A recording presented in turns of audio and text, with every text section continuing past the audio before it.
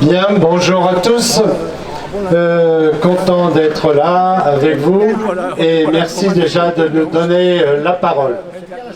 Alors la parole c'est qui? Donc c'est le CATG, Coordination Antiracisme du Trégor-Gouello. Actuellement, à l'endroit, au même moment, hein, à Paimpol, il y a des représentants de cette même coordination qui prend la parole aussi hein, dans le même mouvement. Voilà, et donc c'est important. Alors qu'est-ce que c'est? Pourquoi on est là? C'est ce que je vais essayer de vous expliquer rapidement. Alors, cette coordination, c'est un ensemble en fait de syndicats. D'ailleurs, les syndicats qui appellent aujourd'hui sont tous à l'intérieur, hein, évidemment, donc CGT, FSU et Solidaire sont représentés, mais il y a des partis politiques, des collectifs, comme, voilà, ça c'est un collectif, là, juste derrière moi, il y a des associations, d'accord, et des particuliers. Alors donc, c'est tout un tas de gens qui ont décidé de se regrouper ensemble pour défendre des causes, et notamment en réaction à ce qui s'est passé à Callac. À Callac, donc l'année dernière, quand il y a eu une tentative de la municipalité de Callac de vouloir installer, avec des associations privées, installer donc des hébergements pour des demandeurs d'asile. Il y a eu un tollé de l'extrême droite, orchestré par un nain, si vous voulez, ok, en tous les cas par voilà, c'est pas gentil, voilà, ok, et donc par notamment le mouvement Reconquête, hein, qui était voilà, à la manœuvre derrière. Et donc c'est cet échec, parce que ça a été pour nous, à partir du moment où le projet a été abandonné, on l'a considéré comme un échec total. Mais un échec pas de la municipalité, mais de nous tous en fait, de ne pas avoir été capables ensemble de faire quelque chose pour de contrebalancer en fait les fachos, comme j'ai entendu derrière moi. Et donc c'est à partir de ce moment-là qu'on a décidé de s'organiser. Et depuis donc on essaye de lutter sur différents fronts, au niveau international comme au niveau national, parce que c'est vrai que partout on s'aperçoit qu'il y a une montée du fascisme, il y a une montée du racisme, une montée de la xénophobie et de tout ce qui va avec. Et donc c'est face à ça qu'on est tous en bagarre au niveau international, national, mais même local. Voilà. Et donc, c'est vrai que, bon, j'ai abandonné tout le papier, voilà, c'est terminé, ok, je repars normal, voilà, c'est fini. Et donc, c'est vrai qu'à tous les niveaux, donc c'est dur. Enfin, à chaque fois qu'on regarde les nouvelles internationales, qu'on s'aperçoit de ce qui se passe, que ce soit en Russie, que ce soit Trump, par exemple, de l'autre côté, en Iran, enfin, sur tous les continents, on s'aperçoit partout qu'il y a des attaques, en fait, contre tout ce qui peut être démocratie, tout ce qui peut être envie de vivre ensemble, et tout ce qui est solidarité. Mais c'est également le cas en France. En France, c'est-à-dire là, je vise des démocraties dites exemplaires, occidentales. Je veux dire, actuellement, à quoi on assiste? C'est un recul des libertés partout. Liberté de penser, regardez l'actualité actuelle. Liberté de manifester. À chaque fois qu'il y a des mouvements et tout, c'est toujours des interdictions d'abord. C'est compliqué de plus en plus, même pour pouvoir organiser une manifestation, avec des groupes de pression qui veulent empêcher, même à Lannion. Donc voilà, c'est partout, et c'est grave. Liberté de s'exprimer tout simplement. On le voit avec des attaques sur des personnes politiques actuellement, notamment par rapport à Gaza ou autres éléments. Bien, donc c'est un recul partout. Et ça, c'est ça qui est grave. On l'a vu avec le vote de la loi immigration. Le vote de la loi lors du vote de la loi immigration, là on a atteint des sommets dans la volonté de nuire à autrui, quoi. S'attaquer à des migrants. Migrants, Et là, c'est le chef de l'État qui dit, migrant égale délinquant. Ah oui, alors, et on en croise tous les jours des délinquants. J'ai l'impression d'être beaucoup plus délinquant que les gens que je vois, mais bon, que je croise sans arrêt. Et, on ne dit pas que ça, c'est vrai. Donc, voilà. Donc on a actuellement, c'est vrai, des difficultés partout et on le voit. Et la loi immigration, on a bien vu, mais sur les rangs, je veux dire, c'est la loi de Darmanin et de Macron, c'est une loi en fait raciste et xénophobe. Elle a été acceptée en partie par le Conseil constitutionnel, mais je dis bien en partie, ce qui n'a pas été accepté passe actuellement en fait par des règlements, des circulaires. Mais on va encore plus loin, c'est-à-dire les attaques sur l'aide médicale d'État, sur tout un tas de textes et tout, sur les droits sociaux également, tout ça, ça passe par des règlements, des choses comme ça. Et nous, on s'en aperçoit parce que quand on défend les dossiers d'une personne ou d'une autre, on s'aperçoit que ça devient de plus en plus compliqué. On demande des choses, mais insensées. On demande, là, la dernière preuve, c'était hier, prouver que l'enfant, il habite bien avec vous. Les gens sont mariés, l'adresse de tous les documents est au même endroit et tout. Il faut que la personne, elle prouve que l'habite. Alors, il faut aller chercher des témoignages pour savoir, est-ce qu'on demande ça à quelqu'un? Est-ce qu'on m'a demandé ça, moi, par rapport à mes enfants? Non. Ouais. C'est complètement fou, quoi. Là, il y a... Et on en est à là, c'est-à-dire qu'on cherche par tous les moyens à rendre les choses beaucoup plus compliquées. Et tout ça, c'est les textes qui sont passés grâce à évidemment le gouvernement, mais également, j'oublie pas la droite classique, LR, avec Ciotti. Je veux dire, mais on se demande pourquoi il n'a pas signé déjà à l'extrême droite. Et évidemment, bon, les soi-disant RN et Reconquête, pour moi c'est tous pareil de toute façon, hein, c'est tous à jeter évidemment. Les rois de l'intolérance et ainsi de suite.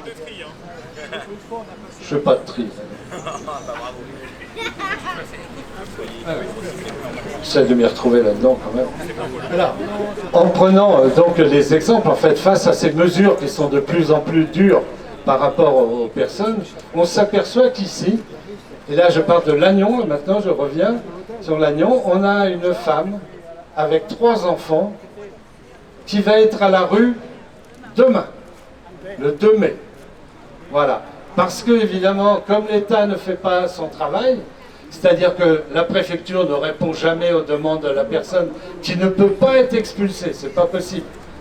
C'est pas possible parce qu'elle a des enfants dont les maris sont obligés d'être en France. Donc, elle ne peut pas être expulsée, d'accord?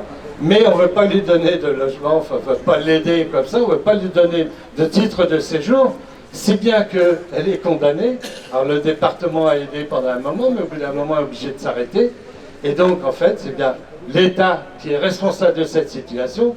Et demain ici, on a une femme avec 3 jeunes enfants à la rue, ici à Lannion.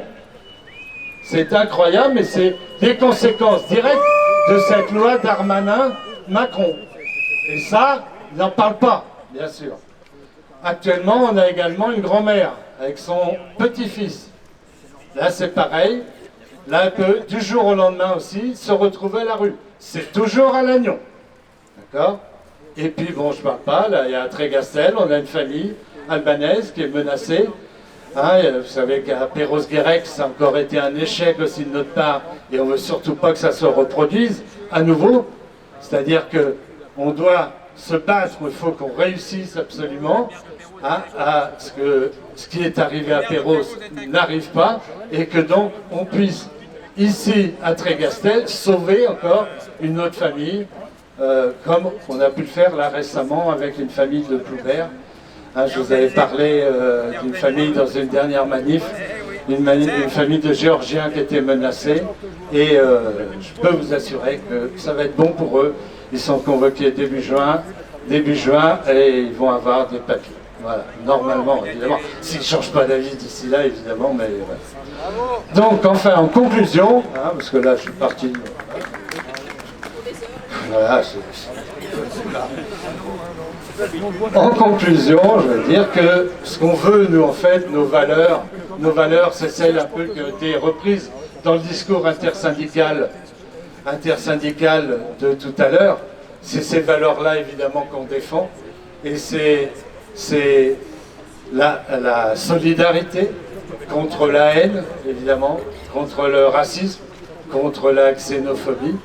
C'est évidemment sur ces thèmes-là que je voudrais qu'on se retrouve, en fait. Et je pense que tous les gens qui sont là le 1er mai défendent ces choses et qu'on n'arrive pas à refêter la fête du travail, comme c'était sous Vichy, comme voudrait le fait, mais qu'on soit évidemment pour la fête des travailleurs, bien sûr. Hein, ce n'était pas une erreur de ma part, c'est vraiment la fête des travailleurs, qu'ils soient français ou immigrés, c'est le même combat. Donc oui à la solidarité, non à la haine. Merci.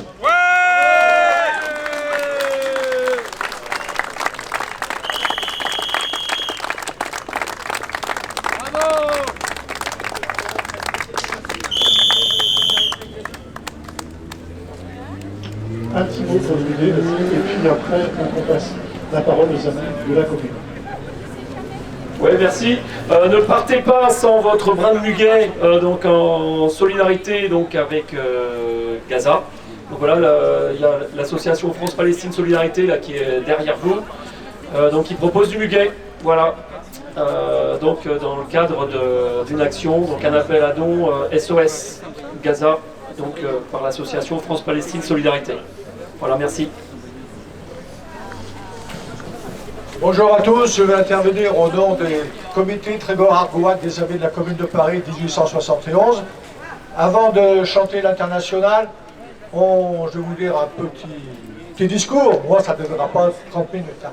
Le 1er mai 71, cela fait 36 jours que la Commune de Paris a été officiellement proclamée. Et déjà, ce gouvernement du peuple, par le peuple et pour le peuple, a pris des mesures révolutionnaires en faveur de la classe ouvrière. Léo Franken, ouvrier bijoutier d'origine hongroise, donc immigré, devient le véritable ministre du Travail de la commune. Pour lui, la révolution du 18 mars a été faite exclusivement par la classe ouvrière. Si nous faisons rien pour cette classe, nous qui avons pour principe l'égalité sociale, je ne vois pas la raison de la commune. Sous son impulsion, naît le droit du travail.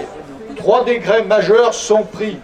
Le 16 avril, décret sur les ateliers abandonnés confiés aux travailleurs et travailleuses sous forme de coopératives. 20 avril, décret interdisant le travail de nuit des boulangers. 27 avril, décret interdisant les amendes et retenues sur salaire mettant fin à l'arbitraire patronal. Et le 20 avril, la décision est prise de créer dans chaque mairie d'arrondissement des bourses du travail au service des travailleurs. Alors que depuis des années, les différents gouvernements au service du patronat remettent en cause le droit au travail, pourtant inscrit dans la Constitution, et détruisent le droit du travail, les combats menés par les communards et les communardes sont d'une actualité brûlante. Que vive la Commune de Paris 1871 dans nos luttes d'aujourd'hui. Et la chorale improvisée des Amis de la Commune va chanter l'Internationale.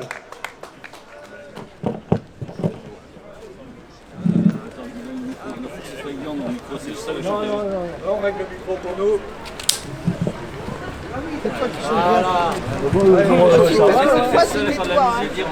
T'es bien connu. C'est la lutte finale, Oh, pour nous et demain, l'international sera le genre humain. C'est la lutte finale, oh, pour nous et demain, l'international sera le genre humain. Il n'est pas de sauveur suprême, ni Dionys les arbitres tribuns. Producteurs, sauvons-nous nous-mêmes, décrétons le salut commun, pour que le vol le rende de gorge, pour tirer l'esprit du cachot.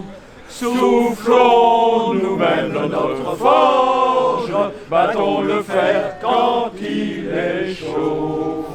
C'est la lutte finale, groupons-nous et demain, l'international sera le genre humain. C'est la lutte finale, groupons-nous et demain, l'international sera le genre humain. Les rois nous saoulés de fumée, et entre nous guerre aux tyrans. Appliquons la grève aux armées, crossons l'air et rompons les rangs. S'ils s'obstinent, ces cannibales, à faire de nous des héros, ils sauront bientôt que nos balles seront nos propres généraux. C'est la lutte finale, vaut pour nous et demain. L'international sera le genre humain. C'est la lutte finale, groupons-nous et demain, l'international sera le genre humain. Ouvriers, paysans, nous sommes le grand parti des travailleurs. La terre n'appartient qu'aux hommes, l'oisif ira loger ailleurs. Combien de nos chairs se repaissent, mais si les carbolets vautours, un de ces matins disparaissent, le soleil brillera toujours. C'est la lutte finale, pour nous et demain, l'international sera le genre humain. C'est la lutte finale, pour nous et demain, l'international sera le genre humain. Merci à tous. Et si vous voulez, vous pouvez adhérer à notre comité local.